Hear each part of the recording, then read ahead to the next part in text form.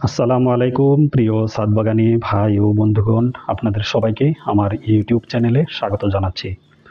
আমি আজকে একটি নতুন ভিডিও নিয়ে হাজির হয়েছি আপনাদের সামনে। আমাদের ভিডিওর বিষয়বস্তু নিশ্চয়ই আপনারা বুঝতে পারছেন। কিভাবে রাসায়নিক সারগুলো আমরা চিনব, সেগুলো কিভাবে প্রয়োগ করব, গাছে কি লক্ষণ পরিলক্ষিত হলে কোন সার কি মাত্রায় প্রয়োগ করব, এই সম্বন্ধে বিস্তারিত জানতে পারবো এই ভিডিওটি সম্পূর্ণ দেখলে। সর্বপ্রথম একেবারে বাঁ দিক থেকে এখানে আছে এমওপি সার, যেটাকে অনেকে এনপিকে সারও বলে থাকে, কেউ মুরিয়েট অফ পটাশ সার বলে, আর সাধারণভাবে আমরা সবাই পটাশ সার হিসেবে এটাকে চিনি। এই সারটি দেখতে লাল এবং কিছুটা সাদা ক্রিস্টাল দানাদার মিশ্রিত, অর্থাৎ লবণ এবং মরিচের গুঁড়ো মিক্সড করলে যেরকম দেখা যায়, দেখতে এরকম। সারটি পানিতে দ্রবীভূত একটি সার। গাছের জন্য পটাশ বা পটাশিয়াম অত্যন্ত গুরুত্বপূর্ণ একটি উপাদান। এটি যে কোনো প্রকার ফল ও ফসলের জন্য ব্যবহার করা যায়। তো গাছপালায় বা ফলের গাছে পটাশিয়ামের অভাব হলে কি লক্ষণ পরিলক্ষিত হয়? এক, গাছের পুরাতন পাতাগুলো কিনারা ফ্যাকাশে হতে থাকে অথবা বিবর্ণ হতে থাকে, পাতার শিরাগুলো বাদামি হতে থাকে। 3, গাছের পাতা কুঁকড়ে যেতে থাকে বা ভাঁজ পড়ে। 4, গাছের স্বাভাবিক বৃদ্ধি কমে যায়। 5, গাছপালা তখন দুর্বল হলে পোকার আক্রমণও বেড়ে যায়, গাছ রোগাক্রান্ত হয়ে যায়। আর এই সারের ব্যবহারের কতগুলো বিশেষ উপকারিতা আছে, যেমন ফল ও ফসলের স্বাদ বাড়ায়, আকার বড় করে এবং ফলের স্বাভাবিক রং সুন্দর করে। আরেকটি হলো গাছের গঠন সুন্দর করে। পটাশিয়াম যেহেতু পানি প্রবাহের সাথে সংশ্লিষ্ট একটি উপাদান, তাই এটা পাতার সালোক সংশ্লেষণ বা ফটোসিনথেসিস রেগুলেট করতে পারে, কন্ট্রোল করতে পারে। আমরা সবাই জানি যে পাতা হলো গাছের রান্নাঘর। পাতায় গাছ রান্না করে মূলের মাধ্যমে পানি এবং অন্যান্য খনিজ পদার্থ সে সংগ্রহ করে পাতায় পৌঁছায়, আর সেটা সূর্যের আলোতে সেখানে সালোক সংশ্লেষণ হয়, অর্থাৎ রান্না হয়। আমরা স্বাভাবিকভাবে একটি 12 ইঞ্চি টবের হিসাবে সেটাকে আমি মেজারমেন্ট হিসেবে ধরে নিলাম আজকে। তো একটি 12 ইঞ্চি টবের যেই গাছ লাগাই, সে গাছের জন্য আধা চা চামচ ব্যবহার করবেন। এবার দ্বিতীয় যে সারটি দেখতে পাচ্ছেন সেটি হলো ডিএপি সার, ডাইঅ্যামোনিয়াম ফসফেট, এটার রাসায়নিক নাম। এই সারটি দেখতে কালো বা হালকা ধূসর রঙের হতে পারে, একেবারে ঠিক ঢেঁড়সের বীজ যেরকম ঠিক এরকম দেখতে, এবং বেশ ওজনদার একটি সার। তো এই সারটিও সব ধরনের ফল ও ফসলের জন্য ব্যবহার করা যায়। এই সারটিতে উপাদান হিসেবে থাকে ফসফেট 46% এবং নাইট্রোজেন 18%, বাকি অন্যান্য। ডিএপির বা ডাইঅ্যামোনিয়াম ফসফেটের অভাব পরিলক্ষিত হয় তখন কি লক্ষণ দেখা যায়? 1 নম্বর হলো গাছের মূল বা শিকড়ের বৃদ্ধি ব্যাহত হয় এবং কাণ্ড মোটা হয় না, শাখা প্রশাখাগুলো মোটা হয় না।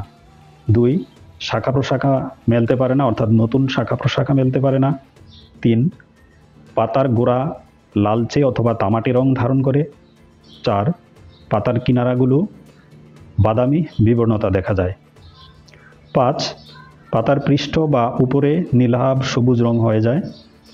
6, পুরাতন পাতাগুলো অকালেই ঝরে যায়। 7, গাছে ফুল আসে না, আর যদি কিছু ফুল আসেও সেগুলো ফলে রূপান্তরিত হয় না। তখন আমরা এই ডিএপি সার পরিমিতভাবে ব্যবহার করব। আর এই সার ব্যবহারের কিছু উপকারিতাও আছে, যেমন সেটা অস্থায়ীভাবে মাটির পিএইচ লেভেল বাড়ায়, আর গাছের কোষ বিভাজনে সাহায্য করে, অর্থাৎ কোষ বাড়তে থাকে তাহলে গাছেরও বৃদ্ধি পেতে থাকে। 3 নম্বর হলো কার্বোহাইড্রেট উৎপাদন করে এবং তা গাছের শরীরে কাজে লাগাতে সাহায্য করে। 4 নম্বর হলো ফল ও বীজের গুণগত মান বাড়ায়। আর এই সারটি অত্যন্ত গুরুত্বপূর্ণ একটি সার। আর 12 ইঞ্চি টবের জন্য 1 চিমটি অথবা 15 থেকে 20টি দানা বা 5/1 চা চামচ ব্যবহার করবেন। এই সারটি গাছে একটু বেশি হলে গাছের ক্ষতি হতে পারে, তাই খুব সাবধানতা অবলম্বন করতে হবে। 3 নম্বর যে সারটি দেখতে পাচ্ছেন সেটি হলো টিএসপি, অর্থাৎ ট্রিপল সুপার ফসফেট সার। এটিও ডিএপি সারের মতো এবং ডিএপি সারের গুণাগুণ সমৃদ্ধ একটি সার, যেহেতু ওই সারটিতেও ফসফেট আছে এবং এটিতেও ফসফেট আছে। এগুলোর আকার এবং সারের আর দেখতেও মোটামুটি একই রকম, কিন্তু এই টিএসপিটা একটু সাদাটে, অর্থাৎ হালকা ধূসর রঙের। এটা দেখতে কিছুটা সাগুদানার মতো। তো এই সারটির আরেকটি রাসায়নিক নাম হলো ক্যালসিয়াম হাইড্রোজেন ফসফেট। আর এই সারটিতে আছে ফসফেট পেন্টাঅক্সাইড 41% থেকে সর্বোচ্চ 77% পর্যন্ত, এবং এই সারটিতে থাকে ক্যালসিয়াম 18% বা তারও কিছু বেশি। ডিএপি সারের অভাব হলে গাছপালায় বা ফসলে যে যে লক্ষণগুলো দেখা দেয়, আর টিএসপি সার আমরা ওইসব ক্ষেত্রেও এই সারটি ব্যবহার করতে পারি। তবে এই সারটির বিশেষ কিছু উপকারিতা রয়েছে, যেহেতু এই সারটিতে ক্যালসিয়াম থাকে। উপকারিতাগুলো হলো: 1, গাছ নেতিয়ে যাওয়া থেকে রক্ষা করে, গাছকে শক্তিশালী করে। আমরা অনেক সময় দেখে থাকি যে গাছে পানি আছে, পর্যাপ্ত খাবার দিয়েছি, সূর্যের আলো পাচ্ছে, কিন্তু গাছ খুব একটা শক্তিশালী না, কীরকম যেন দুর্বল হয়ে শুয়ে থাকার মতো এরকম অবস্থা, সেটাকে বলে নেতিয়ে যাওয়া। তো সেই নেতিয়ে যাওয়া থেকে রক্ষা করে, অর্থাৎ ক্যালসিয়াম বৃদ্ধি পেলে মানুষের যেমন শরীরে স্টামিনা বৃদ্ধি পায়, গাছেরও ঠিক তেমনই।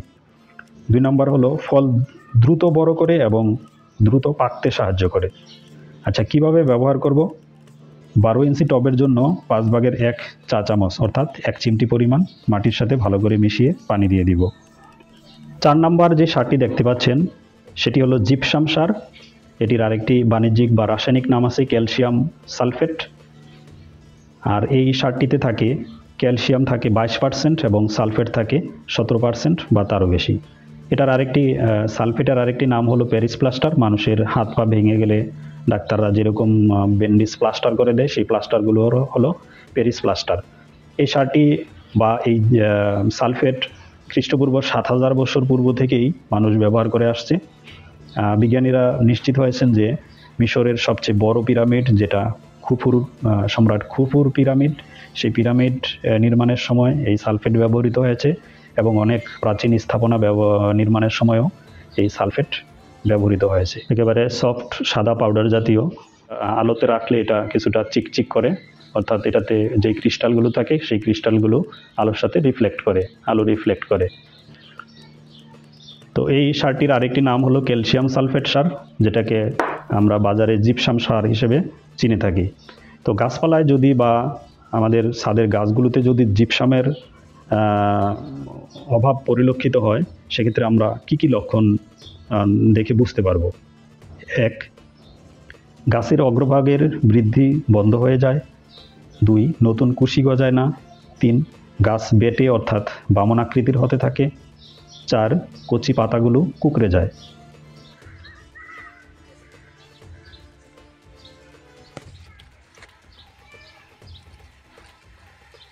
5, ফুল ঝরে যায়, ফল ছোট থাকতেই ঝরে পড়ে। 6 হলো পাতা হলুদ হয়ে যায়, পাতা পচে যায়। এবং 7 নম্বর হলো ফল পাকতে দেরি হয়। আর 12 ইঞ্চি একটি টবের জন্য 3/1 চা চামচ মাটির সাথে ভালো করে মিশিয়ে ব্যবহার করতে হবে। 5 নম্বর যে সারটি সেটি হলো ইউরিয়া সার, অর্থাৎ কিং অফ কেমিক্যাল ফার্টিলাইজার। এটাকে বলা হয় রাসায়নিক সারের মধ্যে রাজা, অর্থাৎ এটা সারা পৃথিবীতে সকল প্রকার ফল ফসলে, সকল ঋতুতে, সকল ধরনের মানুষ এই সারটিকে ব্যবহার করে থাকে। এটা একেবারে হুবহু সাগুদানার মতো, অর্থাৎ আবার হোমিওপ্যাথির যেরকম গোটা গোটা ওষুধ আমরা খেয়ে থাকি সেই ওষুধের মতো। এটা একটি পানিতে খুব সহজে দ্রবীভূত হয়ে যায় এই সারটি, এবং দামেও বাজারের সস্তা একটি সার। এই সারটি খুবই নাইট্রোজেন সমৃদ্ধ সার। এতে নাইট্রোজেন পরিমাণ থাকে 46%। আর আমরা সবাই জানি যে গাছের জন্য নাইট্রোজেন খুবই গুরুত্বপূর্ণ একটি উপাদান। আর এই নাইট্রোজেনের অভাব হলে আমাদের গাছপালায় কি কি লক্ষণ ফুটে ওঠে? 1, ক্লোরোফিল কমে গিয়ে পাতা হালকা সবুজ হয়ে যায়। আমরা জানি যে ক্লোরোফিলের কারণেই উদ্ভিদের পাতা সবুজ দেখায়। 2 নম্বর হলো পাতার অগ্রভাগ চিকন হয়ে যায়। 3, পাতার প্রধান শিরার অগ্রভাগ হলুদাভ বাদামি হয়ে যায়। এই সারের কাজ কী এবং কখন এগুলো ব্যবহার করা যাবে? 1, নাইট্রোজেনের ঘাটতি পূরণ করার জন্য। গাছে প্রচুর নতুন পাতা ও কাণ্ড গজাতে সাহায্য করবে এই সার যদি ব্যবহার করি। 3 নম্বর হলো নতুন শিকড় গজাতে সাহায্য করবে। 4, গাছের শর্করা ও প্রোটিন উৎপাদনে সাহায্য করবে। 5, ফলের আকার বড় করবে। তবে এই সারটির একটি বিশেষ অসুবিধা রয়েছে, যদি আমরা সেটা বেশি পরিমাণে ব্যবহার করি, সেটা হলো গাছের ডালপালা নিচের দিকে ঝুলে পড়বে, যার ফলে অনেক গাছের ডালা ফলের ভারে ভেঙে যায়, আবার ফলগুলোর স্বাভাবিক স্বাদ হারায়, অর্থাৎ মিষ্টি ফলগুলো পানসে হয়ে যায়। পরিমাণ হলো একটি 12 ইঞ্চি টবের জন্য হাফ চা চামচ আমরা ব্যবহার করব। আমাদের 6 নম্বর সারটি হলো জিঙ্ক সালফেট সার, যেটাকে আমরা জিঙ্ক অথবা দস্তা সার হিসেবেও চিনে থাকি। আর সাধারণত এটা বাজারে চিলেটেড জিঙ্ক হিসেবে পাওয়া যায়। আর এই চিলেটেড জিঙ্ক মানে হলো গাছের গ্রহণ উপযোগী করে এই জিঙ্কটি প্রস্তুত করা হয়েছে। জিঙ্কের কাজ কি? আমরা কখন এই জিঙ্ক সার গাছে ব্যবহার করব বা ব্যবহার করলে কি হয়? 1 নম্বর হলো গাছে বিভিন্ন হরমোন তৈরিতে অংশ নেয়। 2, ক্লোরোফিল উৎপাদনে সহায়তা করে এবং গাছকে সবুজ করে, পাতাগুলো সবুজ করে। 3, গাছের রোগ প্রতিরোধ ক্ষমতা বাড়ায়। 4, শিম জাতীয় ফসলের ফলন অনেক বৃদ্ধি করে, অর্থাৎ যেসব ফল বা ফসলে শিম এবং তার ভিতরে বীজ থাকে সেগুলোর ফলন বৃদ্ধি করে। আর এটার অভাব হয়ে গেলে, গাছে যদি জিঙ্কের অভাব হয়ে যায়, তখন কি কি লক্ষণ দেখা যায়? কচি পাতার গোড়াগুলো সাদা হয়ে যায়, ফ্যাকাশে ও বিবর্ণ হয়ে যায়। গাছের পাতায় লোহার মরচে পড়ার মতো দাগ হয়, পাতার কিনারাগুলো কুঁকড়ে যায়, আর গাছের বৃদ্ধি কম হয়। আমরা কিভাবে ব্যবহার করব এই সারটি? 12 ইঞ্চি টবের একটি গাছের জন্য, অর্থাৎ গাছটি যদি 2 বছর বয়সী একটি বেশ ভালো গাছ হয়, সেক্ষেত্রে আমরা 5/1 চা চামচ 1 লিটার পানিতে গুলিয়ে স্প্রে করতে হবে। অর্থাৎ 1 চিমটি পরিমাণ 1 লিটার পানিতে গুলিয়ে সমস্ত গাছের পাতা, ফুল, কাণ্ড সব জায়গায় আমরা স্প্রে করে দিব। আর এই জিঙ্ক সারগুলো সাধারণত এরকম ছোট ছোট প্যাকেটে পাওয়া যায়। এখানে লেখা দেখুন, চিলেটেড জিঙ্ক। এবার আমাদের 7 নম্বর সারটি হলো বোরন সার, বা যেটাকে অনেকে সোলো বোরন হিসেবেও চিনে থাকে। এটি উদ্ভিদের জন্য খুবই প্রয়োজনীয় মৌলপুষ্টি উপাদান, অর্থাৎ মাইক্রোনিউট্রিয়েন্ট যুক্ত একটি সার। এটি একটি খনিজ উপাদান, অর্থাৎ এই সারটি খনি থেকে পাওয়া যায়। বোরনের অভাব হলে কি হয়? 1, গাছের বৃদ্ধি ব্যাহত হয়, গাছ বাড়তে পারে না। 2, গাছের ফুল আসা কমে যায় অথবা বন্ধ হয়ে যায়। 3, ফুল ঝরে যায়। 4, ফল বিকৃত হয়, বাঁকা তেরা আকৃতির হয়ে যায়। 5 হলো আম, ডালিম, পেয়ারা, মালটা এসব ফল ফেটে যায়।